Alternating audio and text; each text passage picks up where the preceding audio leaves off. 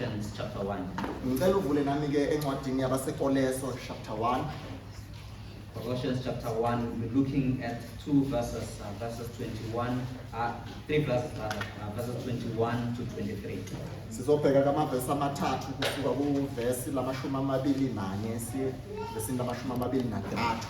Colossians chapter 1 from verse 21 to verse 23. And I'll read.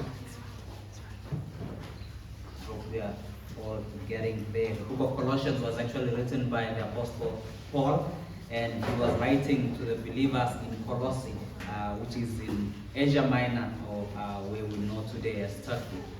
Le ncwadi ke yabaseKolose yabhala umpostoli uPawuli ebhalela ibandla laseKolose elise-Asia. Right, we are there, Colossians chapter 1, verse 21 to 23. And it reads, "And although you were formerly alienated, enemies in mind and in evil deeds, but now he reconciled you in the body of his flesh through death, in order to present you before him holy and blameless and beyond reproach. If indeed you continue in the faith, firmly grounded and steadfast, and not moved away from the hope of the gospel, which you have heard, which was proclaimed in all creation under heaven, and of which I, Paul, was made a minister." Nane kade ningabafokazi nezithe engqondweni ngemisebenzi emibi nokho manje usebuyisene nani emzimbeni wenyama yayo ngokufa ukuba animise ngingcwele ningenasi sidla nacala phambi kwakhe. Uma kambe nihlala ekukholweni nisekeliwe nigxilile ningabhudluzwa ethembeni levangeli enelizwayo elashunyayelwa kukho konke okudaliweyo ngaphansi kwezulu engenziwe isikhonzo salo mina Pawuli. Let's pray. Dear Lord, we are humbled, Lord, to be in your midst this morning. But even more so, Lord, allow me to bring your word to your people. I pray that you use me, Lord, as a vessel, oh Lord, broken as I am. Your word is sufficient, your word is true, your word is powerful, it's authoritative, and so may I not get in the way, oh Lord, may Holy Spirit speak through me to us, oh Lord. May we be receptive to every word that you have to speak to us. We are grateful, oh Lord, that we get to hear your word this time. In Jesus' name, amen. I've titled my message as you may have seen earlier, Harmony with God. Sihloko sentshumayelo yami sithi ubunye noNkulunkulu, Or peace with God. noma sithi ukuthula noNkulunkulu. There's a commission which is called the Truth and Reconciliation Commission. Kunento ke kunehlelo elibizwa ngokubuyisana. And it was established in 1995 through the help of Nelson Mandela. Lolu hlelo lolu ke lalwenziwa ngonyaka ka1995 ngosizo lukaMandela. At the end of apartheid, this was set up in order to address the violations that was committed between 1960 to 1994. Leli qembu ke leli laba sekupheleni kokucindezelo ukubuyisana khona ulapho bangazwana ngakhona. This was chaired by Archbishop Desmond Tutu. Lokho ke kwakuwenganyelwe uArchbishop uDudu. What was the point of this commission? Kwakuyini ke inhloso yale? Well, one, it was to bring healing by uncovering the truth about political violence. Kwakukuletha ke uxolo ngokuveza amaqiniso. It was to provide a platform for victims to share their experiences. Babenikeza ithuba ke futhi nalabo babesesimeni sokuhlukunyezwa. And it was also to bring the perpetrators of apartheid to come to the table and to share what they have done so that they may also receive amnesty or be forgiven. Babeletha ke futhi nabacindezeli bebanikeza ithuba lokuthi babheke izinto abazenzile. This was just after a new dawn of democracy where the president has come into power and everyone is asking, what are we going to do about those who committed violence? Lokhu kwenzeka ke emva kokuthi sithole inkululeko kwase kubuzwa abantu babebuza ukuthi kuzokwenziwani ngalabantu abasihlukumezile na. And so it required the victims and the perpetrators of this violence to come to the table together. Manje ke lokho kwadinga ukuthi laba bebenza ukubi nalaba benza ukubi bahlale etafuleni linye kukhulunywe. The whites who were oppressing the blacks and the blacks who were oppressed to sit at the same table and to air out their grievances so that they can be reconciled. Abamhlophe ababecindezela abamnyama nabamnyama ababecindezelwe bahlala etafuleni linye babuyisana bakhulunywa. As we'll be looking at harmony with God, Njengoba sizoba sibheka ke nathi ubunye how noNkulunkulu did it happen? ukuthi kwenzeka kanjani. How did reconciliation with God come about? Sibuyisane kanjani ke noNkulunkulu thina? Was it in the same way as this commission? Ngabe kwenzeka ngalendlela okwenzeka ngayo ngaleli qembu na? Did God, the offended party, sit at the table with man, the perpetrator? Ngabe uNkulunkulu ohlukunyeziwe wahlala phansi nomuntu omhlukumezile na? Did man, who is the perpetrator of sin, come to the party with the willingness to own up to their guilt? Ngabe umuntu owonile uye weza ngenhliziyo yokuzovuma ukuthi wonile na? We're going to see in our passage that God's reconciliation is very different from the Truth and Reconciliation Commission. Sizobheka ke la ukuthi ukubuyisana kaNkulunkulu nabantu kuhlukile kunokubuyisana kwabantu nabantu. The point that Paul is bringing across in our passage is that harmony or peace with God is a work of God alone. uPauli ke iphuza zama ukulibeka la ukuthi ukubuyisana kwabantu noNkulunkulu kwaba umsebenzi kaNkulunkulu yedwa. Man who is the offender did not come to the party. Umuntu owonile akazange eza kuzovuma. So what does it mean to be reconciled to God? Kusho ukuthini ke ukubuyisana noNkulunkulu? What does it mean to be at peace with God? Kusho ukuthini ke ukuba nokuthula noNkulunkulu? If you're not at peace with God, what is your relationship status to God? Uma ke ungenako ukuthula noNkulunkulu ubudlelwane bakho noNkulunkulu bumi kanjani? And how are we reconciled to God? Sibuyisana kanjani ke futhi The noNkulunkulu? truth is that everyone seated here this morning Iqiniso ukuthi wonke umuntu ohleli la namhlanje has either been reconciled to God kungenzeka ubuyisene noNkulunkulu or is an active enemy of God. noma uyisitha sikhuluma There is no middle ground. akwenzeki umuntu abe mbaxambili. There is no one here who is a stranger to God. Akekho ke la Who's a stranger, no relationship, no arm done. ongumfokazi kuNkulunkulu ongenabudlelwane bukaNkulunkulu nobudlelwane noNkulunkulu. There is no one who has no relationship with God. Akekho ongenabudlelwane obuthile noNkulunkulu. All of us are either his saved children or his enemies. Mawulana ungenzeka usindisiwe noma isitha sakhe. And so we're going to look at 3 stages of a believer's life in relation to God. Sizobheka ke istage ezintathu ebudlelwaneni So that- bezalwane noNkulunkulu. So that you can either appreciate God's work of salvation, of bringing peace with men, Ukuze ukwazi ukubonga umsebenzi kaNkulunkulu wensindiso yokuletha umuntu kuye. or live here in fear knowing that you are an enemy of God. Noma uhambe la uthuthumela ukuthi isitha sikaNkulunkulu. The stages are alienation, Istage ke ukwahlukana noNkulunkulu noma ukufokazi noNkulunkulu reconciliation, nokubuyisana noNkulunkulu and sanctification. nokungcweliswa.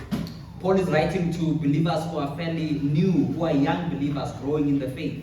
Pawuli ke ubhalela abazalwane abasebancane lana abakhulayo ekukholweni. And he's telling them to be careful Uyabatshela ukuthi kumele baqaphele because the message of the gospel will be challenged.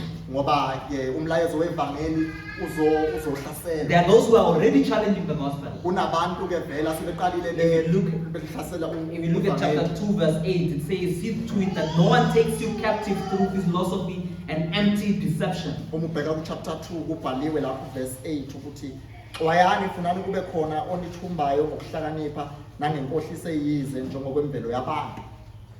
Oh, verse 18 of chapter 2, let no one keep defrauding you of your prize by delighting in self-abasement and the worship of the angels. Naku verse 18 ke futhi uyacacisa ukuthi makungabikho umuntu onamuka umvuzo wenu othanda ukuzenza othobile khonza izingelosi ephika ngemibono yakhe ezikhukhumeza ngeze ngengqondo yakhe yenyama. And so Paul is making clear here what happened to change their relationship with God from being enemies to being reconciled children. Pawuli ke uyakuveza la ukuthi yini eyenze kube khona ukubuyisana phakathi kwabantu noNkulunkulu. And so let's look at our first point, alienation. Asibheke ke iqhuzu lethu lokuqala ubufokazi. And we find that in verse 21. Sikuthola ke ku verse 21 lokho.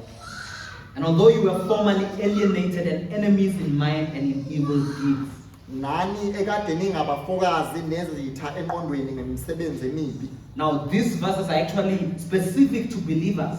lama verse ke aqondene nabazalwane He's speaking to believers who were enemies before. ukhuluma nabazalwane babe izitha I mean, zikaNkulunkulu look at it. ngaphambili. He's talking about past tense. You were formerly alienated. Ukhuluma ngenkathi endlule ukuthi nani yizitha. So this can clearly only be talking to believers. Lana ke kuyacaca ukuthi ukhuluma nabantu asebephendukile. Unbelievers are still alienated and enemies of God. Ngoba abantu abangakakholwa basengabafokazi kuNkulunkulu. What does he mean by alienation? Usho ukuthini ke methi umfokazi? Well, this is referring to being estranged or being in a broken relationship.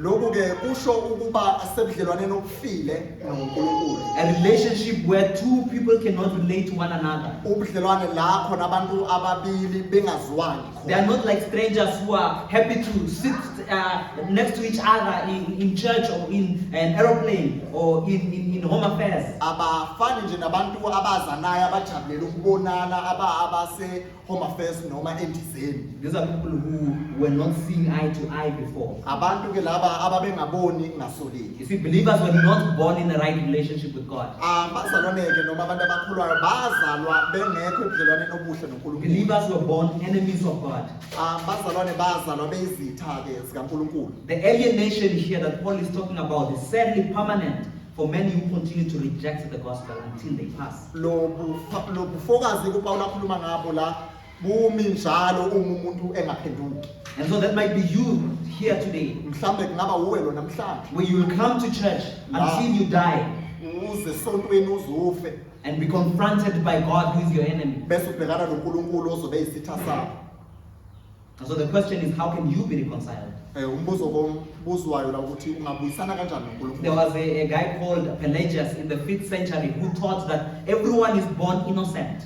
Kunomfo abambiza uPelagius ozalelwe ezweni thizeni laphana ufundisa ukuthi kumuntu uzalwa ake msulu. And you only start to become an enemy of God when you start living a life that is not pleasing before Him. Uthi lo mfoma efundisa uqala ukuba isitha sikaNkulunkulu mase uqala ukuphila impilo engamthokozisi uNkulunkulu. But that's not what the Bible teaches. Kodwa ke iBhayibheli alifundisi. All of us are born enemies of God. iBhayibheli ifundisa ukuthi umuntu uzalwe isitha sikaNkulunkulu. Otherwise, we have no need for Sunday school. Ngaphandle kwaloko asidingi Sunday We school. have no need to teach the gospel to our children. Asikho isidingo sokuthi sifundise ivangeli ebantwaneni bethu. We have no need to tell our children to listen when the word is being preached, because it's for them as well.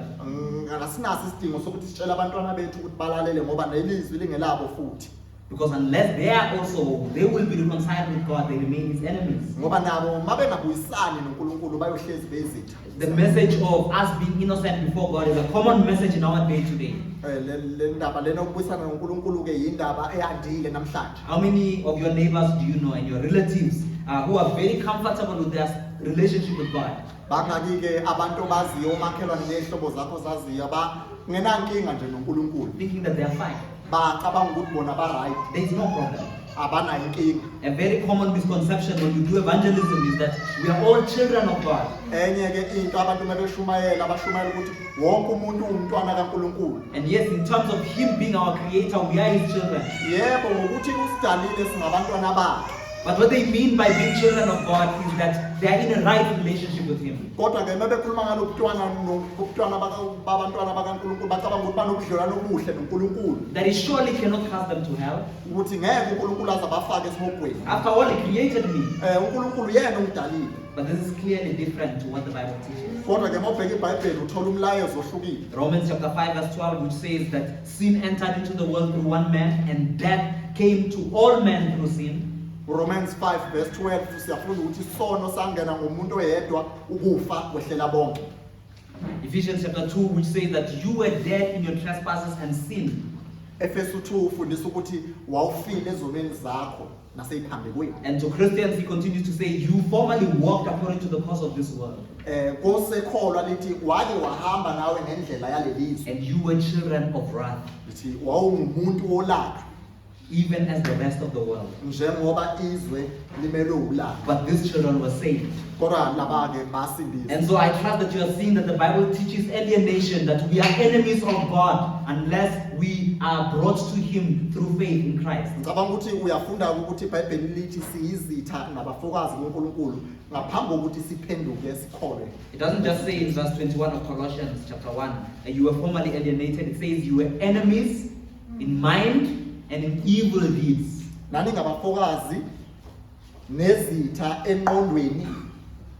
enqondweni ngemisebenzi In mind, we never thought biblically. asikazi besingacabangi ngendlela yeBhayibheli Our minds were consumed with ourselves and the cares of this world. ingqondo zethu zazigcwele thina nje neminako yalelizwe. That's why our unbelieving friends and family and neighbors are more than willing to live their lives the way they want and think that God is right with them, because their minds are darkened. They're enemies in their minds with God. Ihlobo zethu ke nabangani bethu nomakhelwane wethu bacabanga ngaleyo ndlela ngoba ingqondo zabo azikho azicabangi ngendlela uNkulunkulu afuna zicabange ngayo. And if our minds are evil, Uma ke ingqondo zethu zizimbi that obviously results in evil deeds. ingqondo mayimbi nezenzo zizoba zimbi. Alienation was because we were enemies of God as a result of evil deeds. Sihlukane noNkulunkulu noma singabafokazi kuNkulunkulu ngenxa yezenzo zethu ezimbi. And our flesh does show that we are evil by the way we act. Inyama yethu kuyakuveza ukuthi sibabi ngendlela esenza ngayo. Our actions were contrary to the expectations that God has for us. Izenzo zethu zimelene nalokho uNkulunkulu akulindele. Matthew chapter 5 verse 48, be perfect as your heavenly Father is perfect. 5:48 kaMateyu uthi baningcwele njengoba ubaba wenu osezulwini engcwele.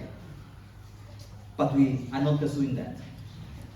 We are Asikubelike not lokho. pursuing perfection. Asikufuni sisi futhi lokuba ngcwele. And so our works and our actions will continue to be an offense to God. Izenzo zethu nemicabango yethu iyohlezi ingubutha kuNkulunkulu. Something important to note is that you cannot be an enemy in mind but not in works. Into ekumele uyiqaphele la ukuthi angeke ube isitha sikaNkulunkulu engqondweni bese ungabi isitha sikaNkulunkulu ngendlela owenza ngayo. Right? Because sometimes we think evil thoughts Ngoba kwesinye isikhathi nokucabanga ukuthi imicabango emibi and we think they will never become actions. sicabanga ukuthi nje akuzogcina kuyimicabango iphelele emicabangweni. It's just a matter of time. Isikhathi Evil in mind and in works. uzoba mubi engqondweni bese nezenzo zizofakaza. And so I hope you can see the hopelessness of man here. Ngithemba ukuthi uyabona lana ukungabi Sin has nethemba. affected every area of your life. Isono ke simoshe yonke indawo yempilo yakho. The idea of enemies with God is taught throughout all of Scripture. Indaba ke yokuba isitha noNkulunkulu ifundiswa iBhayibheli lonke. Romans 5 verse 10, while you were enemies with God. uRoma 5:10 lithi niseseyizitha noNkulunkulu. Philippians 3, you were enemies of the cross of Christ. Philip 3 nani isitha sesiphambano sikaKristu. James chapter 4 verse 4, do you not know that friendship with the world is enmity toward God? James uJakob uthi anazi ukuthi ubungani nezwe kuyisitha sikaNkulunkulu na. And so a question for you who does evangelism or who shares your testimony. Kuweke lo shumayela ivangeli ebantwini noma oshumayela ofakazayo. How many times do you mention that fact? Uyakusho yini ebantwini ukuthi bayizitha zikaNkulunkulu? That in your testimony I was once God's enemy. Fakazini bakho uyasho ukuthi nami ngake ngaba isitha sikaNkulunkulu. Or you point to the unbeliever you're sharing to, even that if it be your parent, you are God's enemy. Noma uyabakhomba yini abazali bakho noma izihlobo zakho wabangani ukuthi nizitha zikaNkulunkulu. We need to realize that we are either enemies of God or we are still enemies of God. Kumele sikubheke ukuthi siyizitha zikaNkulunkulu, siyisitha sikaNkulunkulu noma sake sayizitha zikaNkulunkulu. When we give counseling to those who are not saved, Uma ke siza laba abangakholwa, we must not just address the symptoms of their sins, akumele sikhombe nje izono zabo kuphela. but go to the heart of the issue. Kumele siye kuyindaba That they will never be in a right relationship with God ukuthi ngeke bakwazi ukuba nobudlelwano unless they repent and turn with Him. uma bengaphenduki bakholwe kuye. And so yes, we were alienated. Yebo sasingabafokazi. Yes, we were God's enemies in our thinking. Yebo sasiyizitha zikaNkulunkulu ngendlela esicabanga Yes, we ngayo. were God's enemies in our doing. Yebo sasiyizitha zikaNkulunkulu futhi nangendlela esenza ngayo.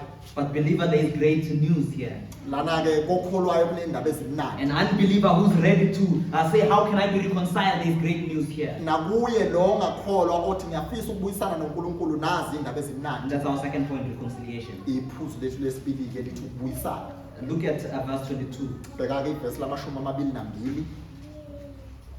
But now He reconciled you. Nokho manje usebuyisene nani. This is a beautiful contrast. Lana ke isihlanganiso esihle kakhulu lesi. Our story as once unbelievers has just taken an unbelievable turn.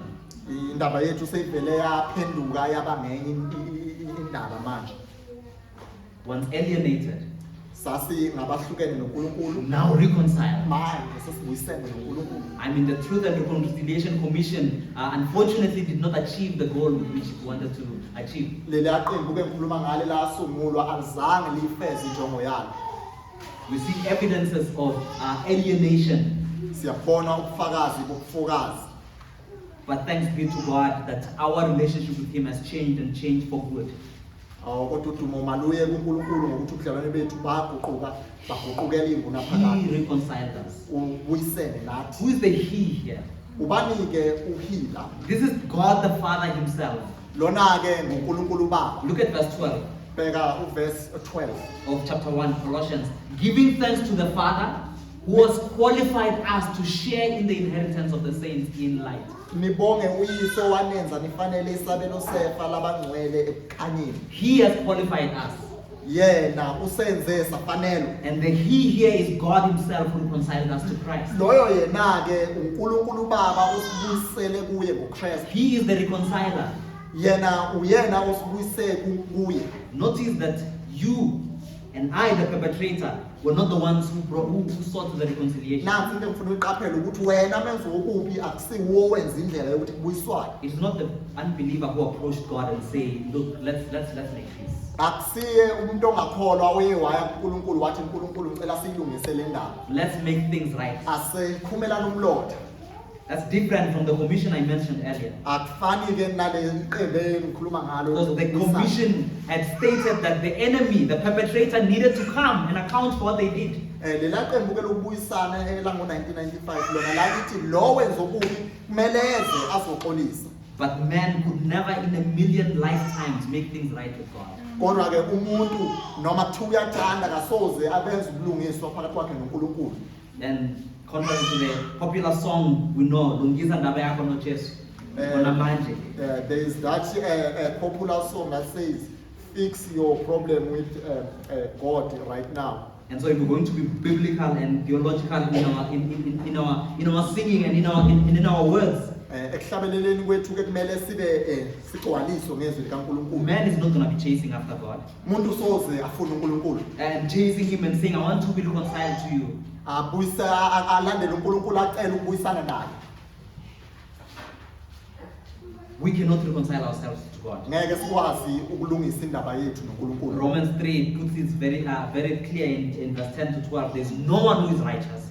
Roma 3:10 lithi akekho olungile. There is no one who seeks after God. Akekho ofuna uNkulunkulu. All of us have turned aside. Wonke umuntu uzihambela ngendlela yakhe. There is no one who does good. Akekho owenza okuhle. Not even one. Akekho noyedwa. And so the reconciliation is God's work alone. Ukubuyisana ke kwabantu noNkulunkulu umsebenzi kaNkulunkulu yedwa. And so our pleading should be more to God than to the unbeliever. Ukunxusa kwethu kumele kube kuNkulunkulu ukudlula kumuntu ongakholwa. Yes, we ask them to turn to Christ for faith, through faith in repentance. Siyabacela bona ukuthi baphendukele enkosini ngokukholwa. But we ask the reconciler to reconcile them to Christ. Kodwa sicela kakhulu kuNkulunkulu ukuthi ababuyisele kuye. You see, there's a chasm between verse 21 and verse 22, or a gap that cannot be crossed by anyone on their own. Uyabona ke lana ukuthi kunomhosha ongeke ukwazi ukuweqa kuverse 1 no verse 2. To move from verse 21 where you are alienated to verse 22 where you are reconciled Ukuthi usuke lapha kuverse 21 ubuyisane noNkulunkulu kuverse 22.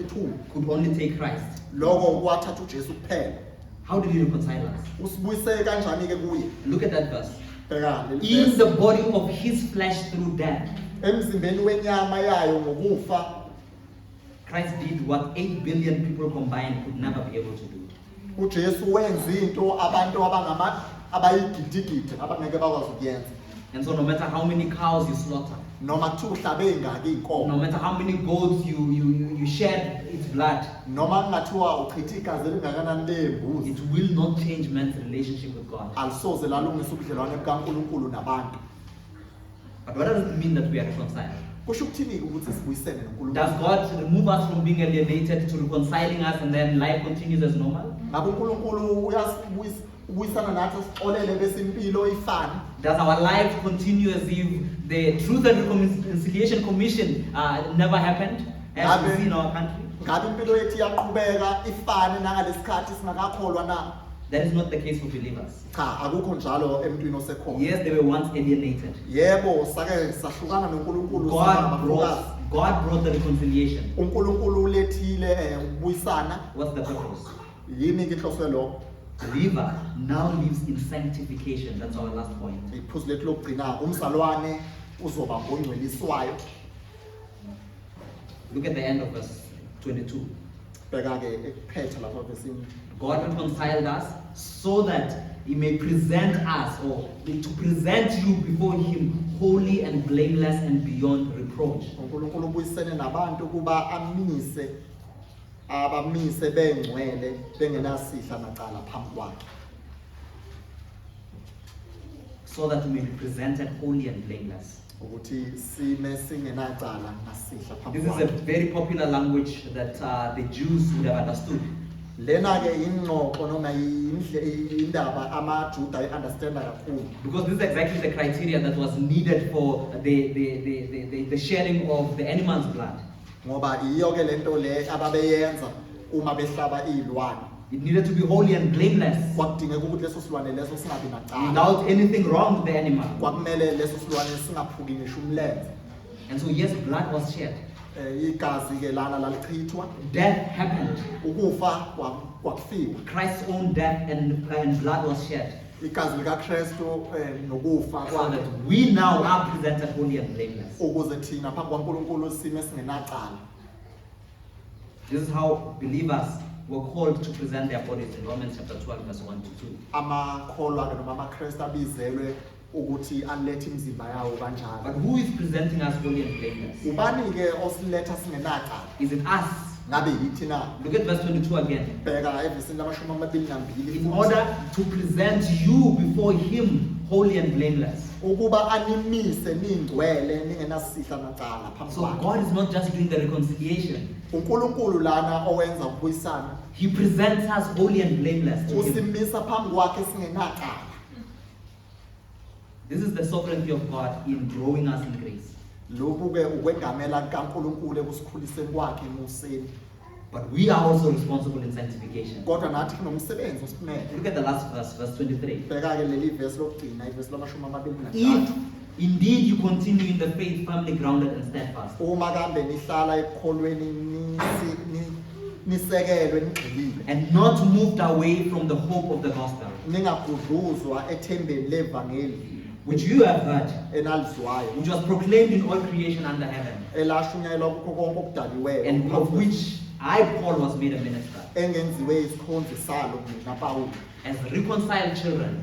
Njengabantwana ke sebebuyisene noNkulunkulu. They don't go home and continue with life as normal. Asibuyisani noNkulunkulu bese siyaqhubeka futhi sitamasa. They have a role to play. Kunendima ekumele We bayidlale. can clearly see in verse 22 that God plays the role of presenting us holy. Uyabona ukuthi kuverse 22 uNkulunkulu usibeka phambi kwakhe singenacala. But verse 23 points the finger at you as a believer. Kodwa ke kuverse 23 umuntu uyajika manje ubheka kuwe. If you continue in the faith firmly grounded and steadfast, Ukuthi uma umile evangelini ungagudluzwa. in God's working, Emsebenzini kaNkulunkulu we are working.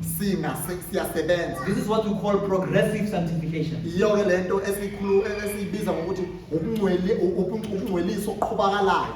And it says firmly grounded Singagudluzwa sigxilile. and not moving away from the hope of the gospel. Singasuke ethembeni levangeli. The gospel which gave us hope was handed down to us Ivangeli elasinikeza ithemba lanikelwa kithi because it was proclaimed in all creation. ngoba lashunyayelwa kuyo yonke indawo. And so let's not be moved away from it. Masingasuki kulo lelo vangeli. There are those who will teach you that for you to remain saved, you need to make sure that you do A, B, C, D. Kunabantu abazokufundisa ukuthi ukuze uhlale usindisiwe kunezinto ezithile kumele uzenze.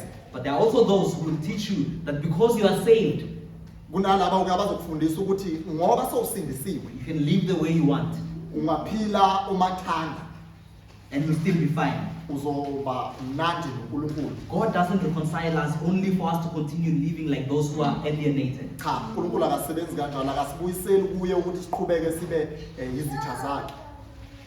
And so let's not continue living like those who are alienated. Singaphili ke siphile njengabahedeni. Verse 22 has created a difference which cannot be reversed.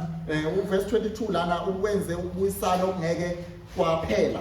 So why is Paul using the word if in verse 23? Kungani ke sebenzisa ukube ku verse 23? See, Paul is not doubting the salvation of these believers who are reconciled. uPawuli ke lana kangabazi ukusindiswa kwalabazalwane sebesindisiwe. Paul is having confidence. uPawuli ke la unogqozi nesibindi. It's like he's saying, if you stand firm in the faith, I'm sure you will. Lamazwi engawabeka ngokuthi uma nime. Paul is saying that if you stand firm in the faith, then I'm sure you will. Uthi uma nigxilile nimile ekholweni futhi nginethemba lokuthi nizoma. And look at verse 5, the same chapter. Because of the hope laid up for you in heaven, of which you previously heard in the word of the truth, the gospel, which has come to you. Ngenxa yethemba, verse 5. Ngenxa yethemba enibekelwe lona ezulwini enezwa ngalo ngaphambili ngelizwi leqiniso levangeli. And verse 3 saying, verse 6 saying, bearing fruit and multiplying. Verse 6 uthi elifikile kini njengalokhu likhona ezweni lonke lithela izithelo landa. And so gospel results in works. Ivangeli lithela imisebenzi. Chapter 3 of Colossians will actually flesh this out and show how believers actually live, not their former life, but their present life now that they have been saved. Chapter 3 uyibeka kahle lento uyaveza abantu asebephendukile ukuthi sebephila kanjani. And so if Paul is showing confidence here, uma ke uPawuleebonakalisa isibindi la, it's also a warning. uveza ke futhi ke nesixwayiso lokho. This is a warning for us who call ourselves Christians. Lokhu kuyisixwayiso kulabo abazibiza ngokuthi amaKristu. I'm sure there are those here who put the confidence of their salvation on a past event. Ngethemba la ukuthi kunabantu abathemba entweni eyenzeka kudala kubo. Because there is a day that I walked to the front and repented of my sins. Ubheka leli langa asukuma ngala yaphambili. Or because I prayed a prayer that God forgive me, I repent of my sins. Ubheka leli langa leliya asukuma khuleka wavuma izolo. That is the only confidence you have that you are saved. Ulele makuyilelo kuphela ithemba onalo ukuthi usindisiwe. But you don't look at your current life. Awuyibheki impilo yakho njengamanje. Whether there is evidence of a salvation that has taken place. Ukuthi bukhona yini ubufakazi bokuthi wena wasindiswa. In fact, John MacArthur in his book on the believers who have got a shaky faith and those who don't have assurance of salvation. Baba MacArthur ke encwadini yakhe la siza khona laba abanokukholo umuntu engakengali ngabaza. I just lost the name of the book. We've read it. It's a small booklet. Sorry? Yes, the Believer's Assurance, that book. Le ncwadi ke i-Believer's Assurance. And what does it say there? That where does a believer get his assurance? Uthi ke ume chaza lapha ukuthi ikholwa lithola ubufakazi. And it says in that book that if your only assurance is what has happened before, uthi ke uma ubufakazi noma ithemba lakho libe sentweni owayenza kudala, then you have reason to worry. Unenkinga ke lapho kumele uthuthumele. Our confidence is not on what happened in the past, Ithemba lethu noma isibindi sethu asikho entweni eyenzeka, but on our walking currently. kodwa enkathini yethu yamanje Are we sihamba kanjani? walking in keeping with repentance? Ngabe sihamba siyaphenduka na? And so this stops us in our tracks. Lokhu ke It stops us in our tracks to wonder, lokhu ke kuyasimisa emicabangweni yethu ukuthi sithi ukuzihlola. is my faith firmly grounded in the gospel? Ngabe ukukholwa kwami kumile yini? But secondly, have I moved away from the hope of the gospel? Ngabe sengigudluziwe yini ethembeni levangeli? Are there zero evidences of your salvation? Ngabe abukho yini ubufakazi bokuthi ngisindisiwe? I was discipling a man from a different church who has been a Christian for more than 10 years. Kunensizwa ke yake yaba umfundi wami ebandleni thizeni. But after a few meetings, Le ndoda lena eyinesikhathi eside khona emva kwemihlangano eminingana. I sat down with him and I said, I think this is going to be our last meeting. Ngahlala naye ngase ngithi yazi impela ngazathi la lo mhlangano wami nawe uzoba wokugcina. I'm convinced that you're not a believer. Ngibone ngazathi uyimbuzi And I awusiyo. pointed out you have abandoned God's people. Ngasho ngathi wena uphendukela abantu bakaNkulunkulu. You have forsaken the gathering of believers. Awusahlangani nabazalwane. You are living with unbelieving friends and doing life with them. Uphila nabantu abayizimpisi kodwa uthi uyimbuzi. That is clearly not a life of someone who is saved. Akusiyo ke impilo yomzalwane le wena And so oyiphilayo. that's the question we ask ourselves. Yiwo umbuzo kumele sizibuze wona. Am I walking in keeping with repentance? Ngabe ngiyaphenduka na? That is the warning of verse 23 where it says, if indeed you continue. Isixwayiso ke lesi verse 23 sithi uma niqhubeka. And let's not be consumed with just the theology that once saved, always saved. The theology that says once saved, always saved. lesifundisa sithi wasindiswa uyohlezi usindisiwe.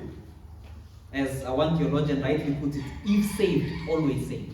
Unomunye umbhalo ibeka kahle ukuthi uma usindisiwe uyohlezi usindisiwe. And I hope we heed the warning here as believers, as those who call ourselves believers. Ngicabanga ukuthi siyasizwa ke lesixwayiso kulabo abazibiza ngokuthi bona sebephendukile. If you are reconciled, Uma ubuyisene is there ongoing repentance? ngabe zikhona yini impawu zokuphenduka njalo na? And the challenge for you Inselela ke ngakuphonsela yona. is to ask that question to those who know you best.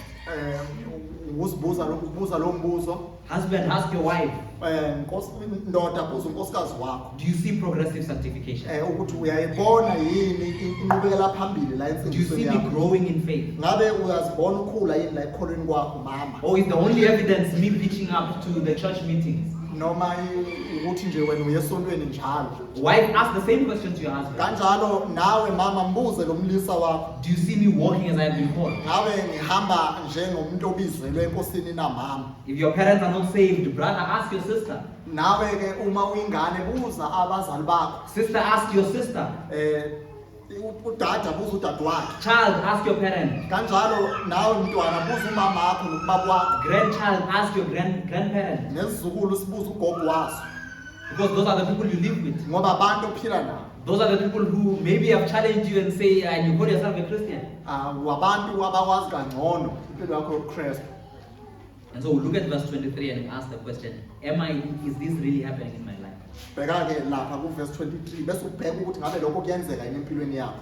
As we have seen in our text, Njengoba sibonile esifundweni sethu the commission that happened in 1995 is nothing like God's reconciliation. ukuthi leya commission eyenzeka ngo1995 ayifani inhlobo nalokubuyisana uNkulunkulu akwenze phakathi kwethu naye.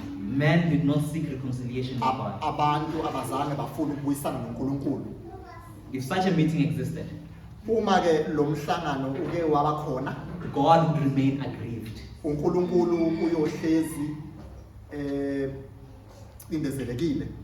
God would remain our enemy. uNkulunkulu uyohlezi eyisitha sethu. We would not only remain perpetrators, Angeke sihlezi nje singabantu abamoshile, we would continue to perpetrate. sizoqhubeka simoshe sone kuNkulunkulu. We would never pitch to such a meeting. Angeke siye endabeni yokubuyisana noNkulunkulu. Only God came to the party. uNkulunkulu oweza He sent his son to come down. wathumela indodana yakhe ukuthi ize emhlabeni. And it's God who brought his elect uNkulunkulu futhi odonsayo and donsa did all the abakhethiweyo. work. Uye futhi owenza wonke lo msebenzi owenzeka empilweni yomKristu. So not only should we appreciate God's work here, Akumelanga nje sibonge umsebenzi kaNkulunkulu kuphela la. we must bring it to remembrance when we are tempted to reconcile ourselves or others to God through works. Kumele sihlezi sikhumbula lokho uma silingeka sicabanga ukuthi umuntu uyena owenza ukubuyisana noNkulunkulu. We must check whether we are bearing fruits in keeping with repentance. Kumele sibheke ukuthi ngabe siyayithela yini izithelo zokuphenduka. Am I showing evidences of someone who is still alienated Ngabe ngibonisa izimpawu zomuntu osahlukene noNkulunkulu or someone who is reconciled? noma umuntu osebuyisene noNkulunkulu. Is our sanctification indeed progressive, Ngabe ukungcweliswa kwethu kuyaqhubeka na or there is stop at salvation? noma kwama mnyakeni thizeni There is stop in the past. kumila kuqhubeki. There is the call to us. Yilo ke ubizo noma isimemezelo. We who were once alienated, Thina esasingabafokazi we are reconciled sibuyisene so that we can be sanctified. ukuze sibe ngabangcweliswayo. And may our lives reflect that reality. Engazathi izilo zethu zingaliveza lelo qiniso. May your testimony point to those three events. Engathi ubufakazi benu bungaveza kulezo zinto ezenzeka. Once alienated, Ngake ngahlukana noNkulunkulu. I have been reconciled. Kodwa uNkulunkulu wabuyisana nami. And this is why I'm walking in sanctification. Kodwa manje ngihamba ngokukholwa nangokuphenduka. Dear Lord, we realize that without you there is indeed no salvation. Even if the option were left to us, oh Lord, we would not find a way we could be reconciled to you. But how grateful we are, oh Lord, that it is you who did the reconciliation. It is you who started the work of sanctification. It is you, Lord, who carries forward the work of sanctification, Lord, even as you call us to take on the baton, oh Lord, to be those who are grown in grace and grown in faith. And so we are grateful now For we know that we will always be grateful in eternity as we are ushered into your presence, as your dear children and not as your enemies. We shall continue to sing, Lord, of your great work of salvation. But may our gratefulness continue to abound in this life, so that those who are not saved can see a marvelous work which has taken place in our lives that we had nothing to do with. But through the change that they are seeing, the sanctification that is taking place, they may be called to be saved. Through the many means of grace that you have given us, O Lord, even as Jesus Christ said that our love for one another, by these the world will know that we are your disciples, that reconciliation has taken place. But as much as we are grateful, O Lord, may we heed the warning. If we continue holding fast, O Lord, to what has been formerly preached to us, to the newness of life to which you have called us. And so we will continue to inspect our hearts, inspect our lives, and invite those closest to us, those who know us best, O Lord, those who you use to sanctify us, to evaluate our lives and our work. That we make this a routine, O Lord, where we are indeed checking that we are walking in sanctification. But also be bold enough, O Lord, to point out these truths of your word to our family members and relatives and colleagues and workmates who do not know you. That if anything, they know that they will remain your enemies unless they are reconciled with you. We pray all these things in the name of your eternal Son, who died to purchase us as your own. Amen.